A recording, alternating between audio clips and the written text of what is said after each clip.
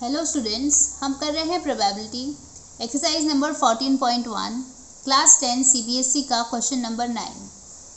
A box contains 9 red marbles, 8 white marbles and 4 green marbles. One marble is taken out of the box at random. What is the probability that a marble taken out will be red, white, not green?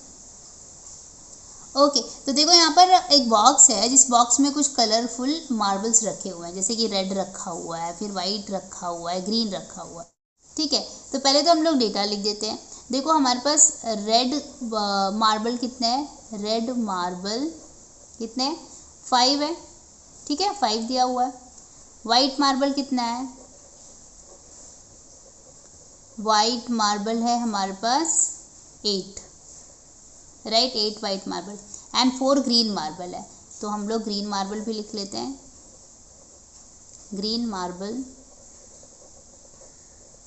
कितना है, green marble 4 है। ठीक है, तो बताओ total marble कितने हो गए। सबको डेफिनेटली हम ऐड करेंगे। टोटल मार्बल,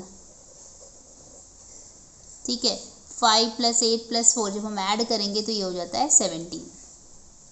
ठीक है, अब हम लोग ये देखो, ये हमारा डेटा था जिसके जो हमने लिख लिया और इसके बेसिस पे हम सारे क्वेश्चन सॉल्व कर पाएंगे।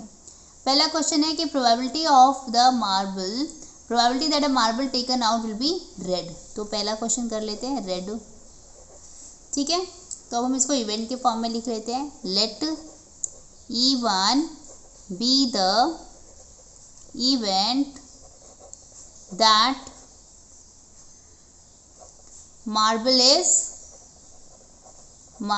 Is red. ठीक है, तो अगर वो रेड है, ठीक है, तो अभी यहाँ पे n ऑफ E1 कितना है, मतलब नंबर ऑफ रेड मार्बल हमारे पास कितना है। देखो रेड मार्बल हमारे पास 5 है। ठीक है, तो अब हम इसकी प्रोबेबिलिटी निकाल लेते हैं। तो हम लिखेंगे प्रोबेबिलिटी ऑफ E1 क्या होगी, प्रोबेबिलिटी टोटल मार्बल मतलब कितना लिखना है हमें, 17। तो 17 दिया और ऊपर क्या आएगा, नंबर ऑफ फेवरेबल मार्बल मतलब कितने मार्बल हमारे रेड है, 5 है। तो ये हुआ हमारा प्रोबेबिलिटी ऑफ मार्बल रेड, मतलब रेड आने की क्या प्रोबेबिलिटी है। ठीक है, नेक्स्ट क्वेश्चन देख लेते हैं। क्या है नेक्स्ट क्वेश्चन, वाइट दिया हुआ है। ठीक है, तो लिख लेते हैं वाइट। ओके, इसको भी इवेंट के फॉर्म में लिख लेते हैं। Let E2 be the event that marble is white। ठीक है, मार्बल किस कलर का है, वाइट। तो यहाँ पर नंबर ऑफ E2 कितना आ जाएगा, वाइट मार्बल हमारे पास कितना है, 8 है, राइट। तो हम लिख लेते हैं यहाँ पर 8 लिख लेते हैं।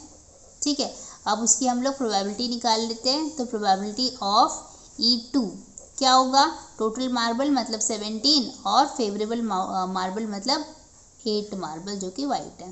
तो ये हुआ हमारा probability of marble is white की प्रोबेबिलिटी। ठीक है, अगला क्वेश्चन है हमारा थर्ड वन, लिखा है नॉट ग्रीन।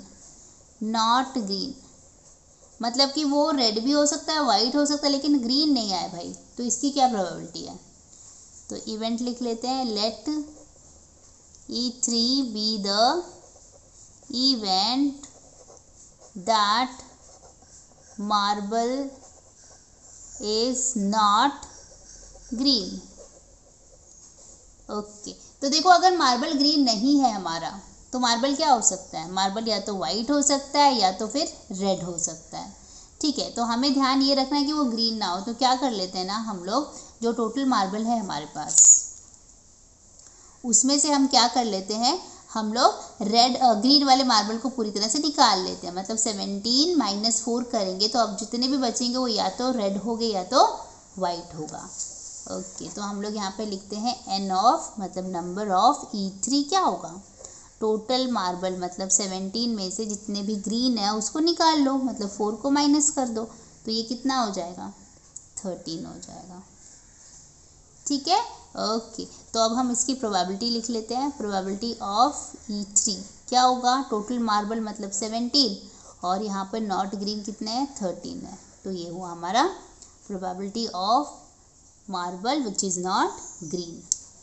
ठीक है, तो यहाँ पर क्वेश्चन हमारा ख़त्म हो जाता है। आई होप आपको समझ में आया है। कुछ भी डाउट हो तो मुझे कमेंट करिए। Thank you for watching.